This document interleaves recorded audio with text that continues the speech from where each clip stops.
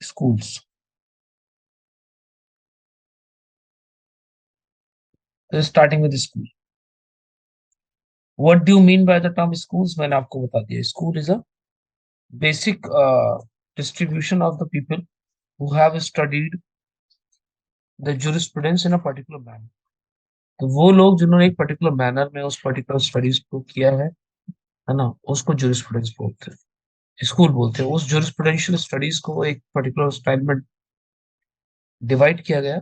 हाँ, ये हमने कर लिया था, रिमेम्बर. चलिए,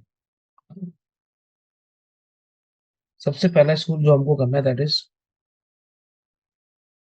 एनालिटिकल.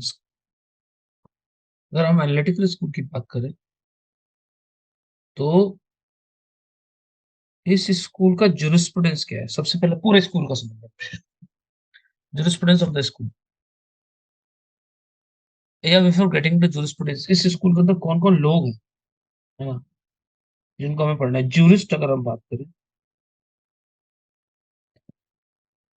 तो जो स्कूल के अंदर जूरिस्ट है, सबसे पहले बैंथम,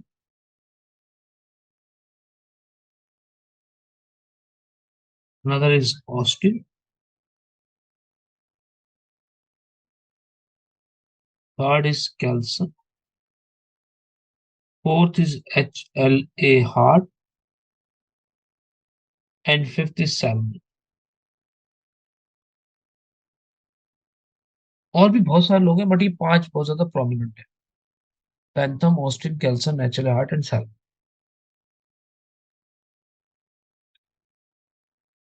इनको एनालिटिकल स्कूल में रखा गया है. इसका मतलब ये नहीं है कि इन्होंने एक साथ पढ़ा है, एक जगह से बिलोंग करते हैं, नहीं. इनका जुरिस्प्रूडेंस है, क्या है. If I talk about analytical school की जुरिस्प्रूडेंस, एनालिटिकल स्कूल की खासियत रहेगी, इसके जितने भी जुरिस्ट होंगे इनकी खासियत होगी, मैंने आपको बोला कि स्कूल्स को इस तरीके से they have divided the school in a manner particular trade, that is how a person have studied a law और jurisprudence. So in this school, the jurisprudence will be study present law.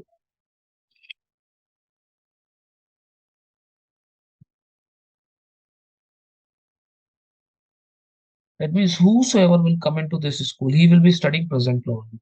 So will it be Bentham, it will be Austin, it will be Kelson, it will be HLA Hart, it will be Salmon, but it will be studying present law. ना ही ये past में जाएंगे, ना ही ये future में जाएंगे, ये present law को पढ़ेंगे. इनकी खासियत होगी ये basically they study present law in analytical manner. ये प्रेजेंट लॉ की एप्लीकेशन एनालिसिस करेंगे. Study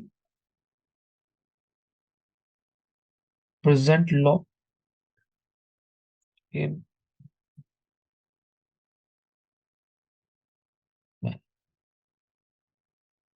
they will study present law in analytical manner. इसी वजह से इसको एनालिटिकल स्कूल बोला गया है. This is the reason why they are called analytical school.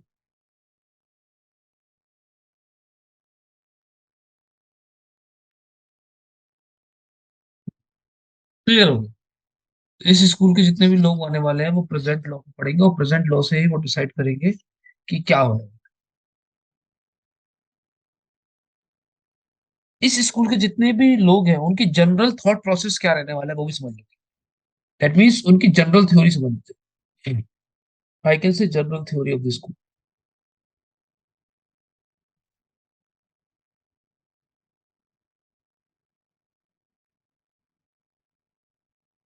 और I can say legal theory of the school.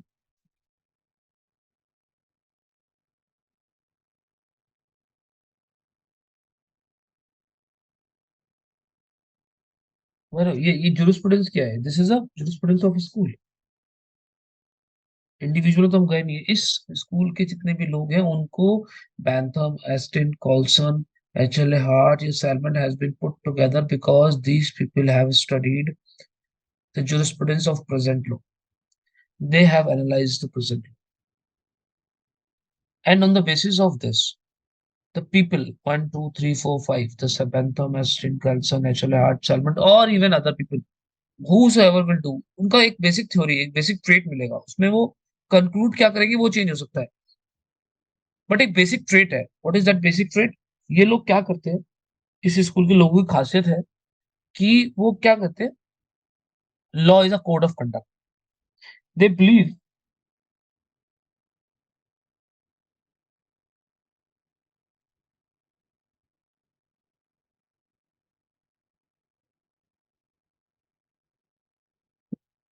इस स्कूल के जितने भी लोग आने वाले हैं वो इस बात पे फोकस रहेंगे, उनका ये मानना जाएगा कि basically law is nothing but how the person is behaving. Code of conduct means the behavior of an individual in a society is a reflection of law, है ना? तो बिहेवियर स्टडी करेंगे, code of conduct, how to behave, they will analyse how to behave, how a person should behave, ठीक है, being a human being. What they are saying, this code of conduct basically ये मानते हैं, this इस school की खासियत होगी कि they believe this code of conduct will be coming from a normative head, है ना? कहते हैं the code of conduct will come from normative head.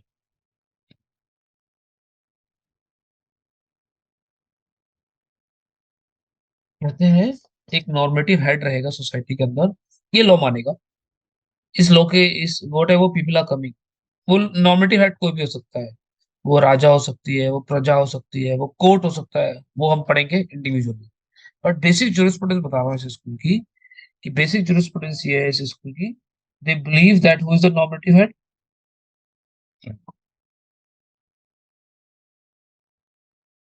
They believe in the idea that the code of conduct will be given to the people by the normative head.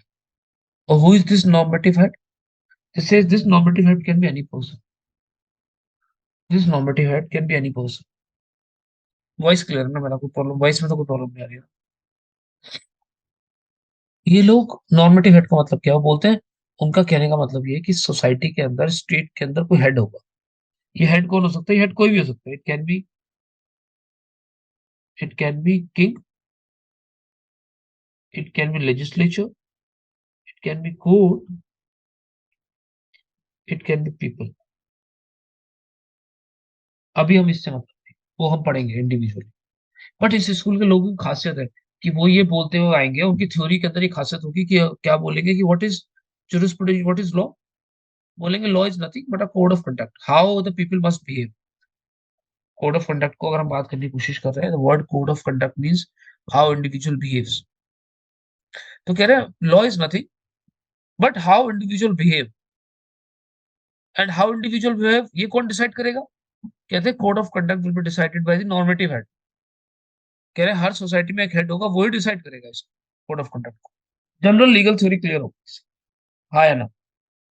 तो general jurisprudence clear हो गई कि जितने भी लोग हम पढ़ने वाले हैं, whatever jurist we are going to study in Australian school, analytical school, they will study present law firstly. Secondly उनकी जो लीगल थ्योरी हम पढ़ने वाले हैं, उनकी लीगल थ्योरी का प्रमाइसिस होने वाला है code of conduct.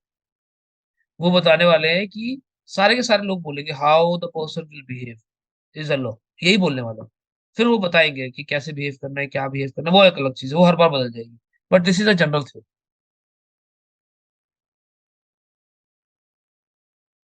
Apart from this, अगर इस लॉ की, है ना, कुछ और बातें हैं, है ना, जनरल प्रिंसिपल्स,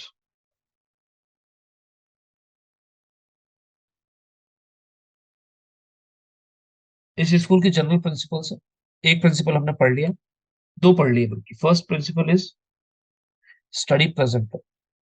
ये आपको याद हो गया ना, तो जो स्टूडेंट से इसे कुछ नहीं है। एनालिटिकल मतलब प्रेजेंट लो पड़ेगा, study present low.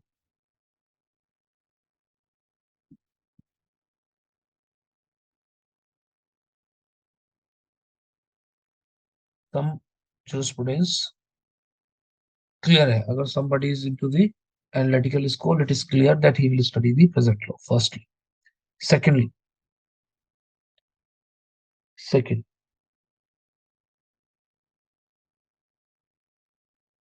he will study law as it is. इसकी खासियत ये कैसे करेगा? Study law as it is, जैसा है वैसे पढ़ेगा, कोई चेंजेस वेंजेस की बात नहीं करेगा, है ना. Does not talk about changes, study law as it is.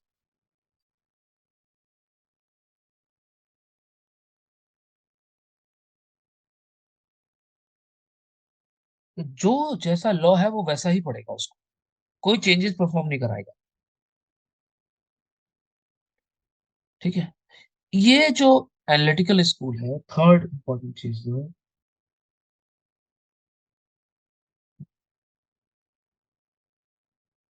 Analytical school को हम बहुत सारे नाम से जानते हैं. Analytical school is also known as,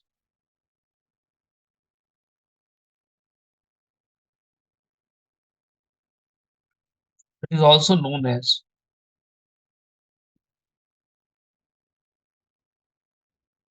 imperative school. इसको इम्परेटिव स्कूल के नाम से भी जाना जाता है.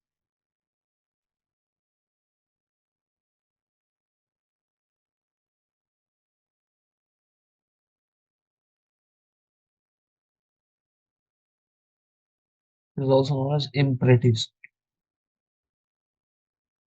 इसको पॉजिटिव स्कूल के नाम से भी जाना जाता है. It is also known as positive school.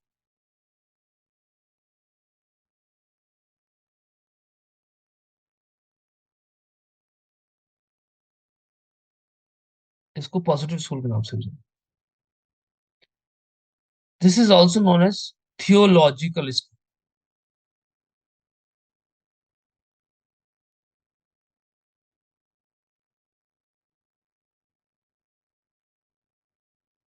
Also known as theological school.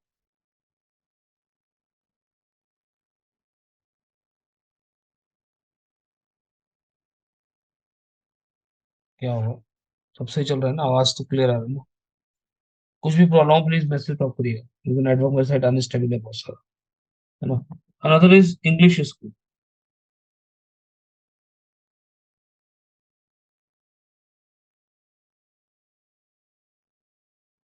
It is also known as English school. And last is, it is also known as Austrian school.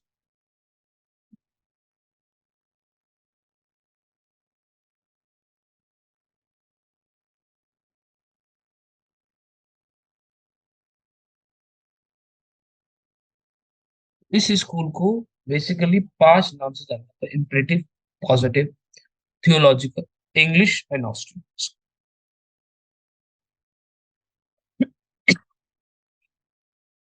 क्यों इस नाम से जाना जाता है ये भी समझिए.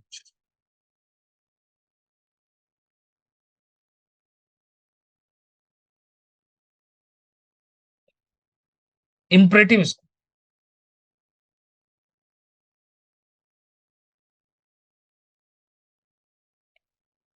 मैंने आपको बोला स्टार्टिंग में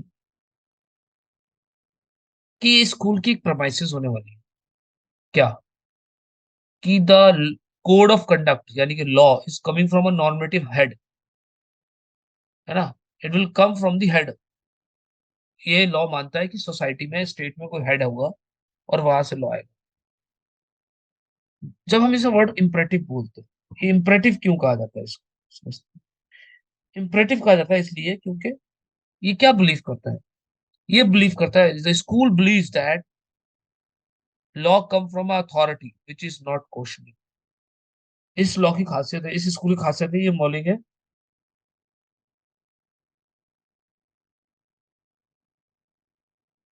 law come from authority which is not questioning.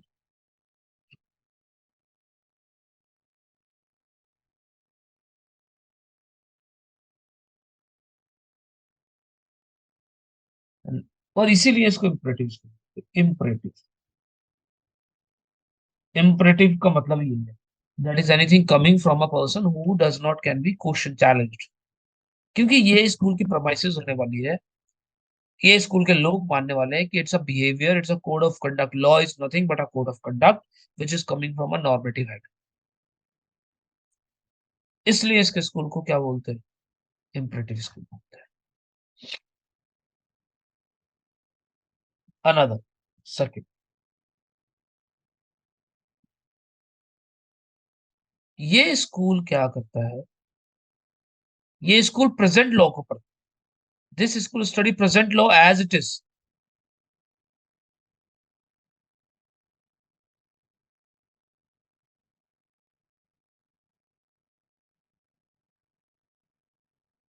ये जैसा है वैसे ही पढ़ लेता है, study present law as it is. और इसीलिए इसको पॉजिटिव स्कूल बोलते हैं। That is why it is known as positive school. Positive का मतलब ही क्या होता है? स्टडी एज इट इज, जैसा है वैसा ही पढ़, कुछ बदलाव नहीं, कुछ नहीं। And that is why it is called positive school और एनालिटिकल स्कूल। क्योंकि मैंने आपको बता दिया कि ये प्रेजेंट लॉ को एनालाइज करेगा, इसलिए इसको एनालिटिकल स्कूल बोलते हैं। क्योंकि ये प्रेजेंट लॉ को एनालाइज करता है। इस स्कूल का जो जन्म हुआ है, this the origin of this school lies to UK and USA.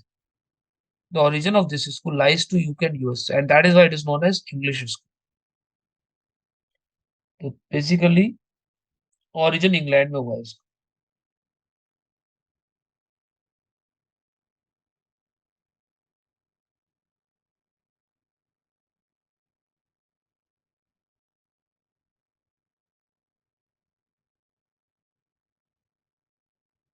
इसका ओरिजिन इंग्लैंड में हुआ है, इसको इसलिए इंग्लिश स्कूल में।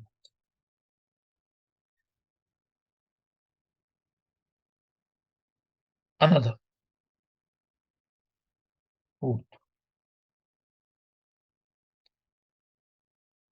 इट इज, ये स्कूल के लोगों की खासियत क्या है?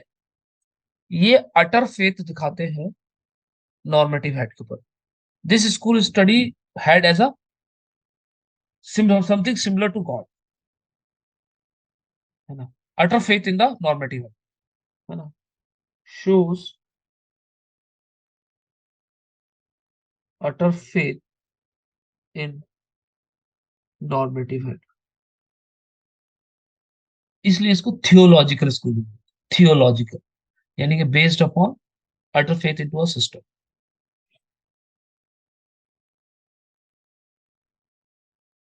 इसलिए तो थियोलॉजिकल। तो जो भी, जिस चीज को भी ये बड़ा मानेंगे, जिस चीज को भी ये राजा मानेंगे, है ना, जिसको भी ये नॉर्मेटिव हेड मानेंगे, इस स्कूल के लोग, वो उस सिस्टम के अंदर अपनी कंप्लीट फेथ शो करेंगे।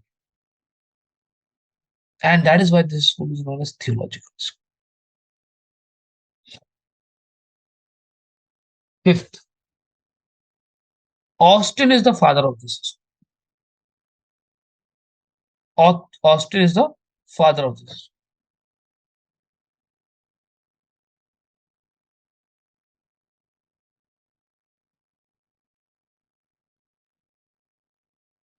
ऑस्टिन जो है इसके फादर है, and that is why it is known as Australian.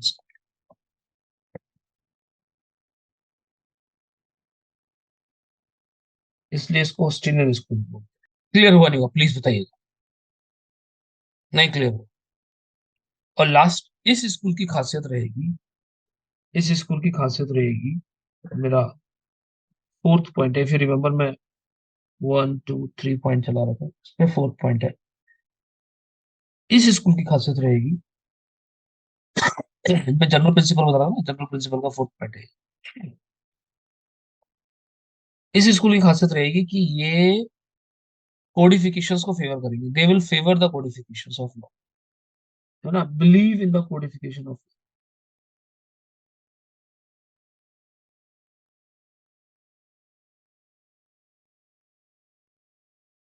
ये अपनी स्टडी के लास्ट के प्रमाइसेस में, जब भी ये स्टडी करके कंप्लीट करेंगे, इसके जूरिस्ट, है ना, ऑस्ट्रेलियन स्कूल के या इंग्लिश स्कूल के जितने भी जूरिस्ट हैं, उनकी खासियत है, वो at the end of the study they believe that the law shall be qualified, codified. ये सारे लोग बिलीव करेंगे लॉ क्वालिफाइड।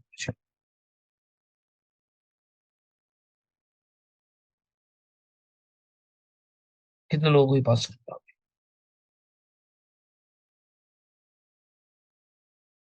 अभी हम पहली बार जूरिस्प्रूडेंस पढ़ रहे हैं, सब कुछ अलग होगा। कितने लोगों का जूरिस्प्रूडेंस अलग हो जाएगा तुरंत, अब तक हो गया होगा। बट जूरिस्प्रूडेंस ऐसे ही है, सिंपल है। तो एक चीज समझ में आ गई, एनालिटिकल स्कूल जो हम आज तक समझ रहे थे वैसा नहीं। एक वजह है analytical, there is a reasoning behind why analytical school is being created, and we have tried to understand that reasoning. और रीजनिंग क्या है कि एनालिटिकल स्कूल की खासियत रहेगी क्या, उनकी खासियत रहेगी कि वो प्रेजेंट लॉ पढ़ेंगे फर्स्टली। सेकेंडली, जब वो प्रेजेंट लॉ पढ़ रहे हैं तो वो मानेंगे कि बेसिकली जो लॉ है वो कुछ नहीं है, वो law is a codification of code of conduct. Law क्या है, कोड ऑफ कंडक्ट है। कोड ऑफ कंडक्ट को मैंने बोला कि जैसा behaviour, how a person is behaving.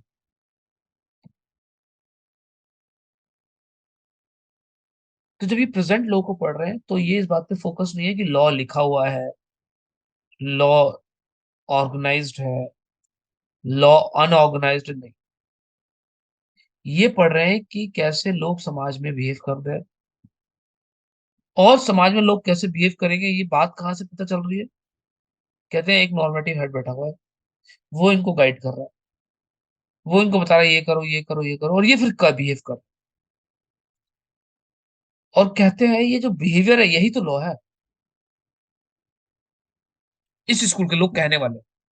और उसके बाद फिर वो आगे बढ़ के कहते हैं कि जब ये बिहेवियर कंफर्म हो जाएगा तो फिर इसका कोडिफिकेशन हो जाएगा, यानी कि उसको किताबों में लिख दिया जाएगा, रिटन हो जाएगा, रिटन फॉर्म में आ जाएगा।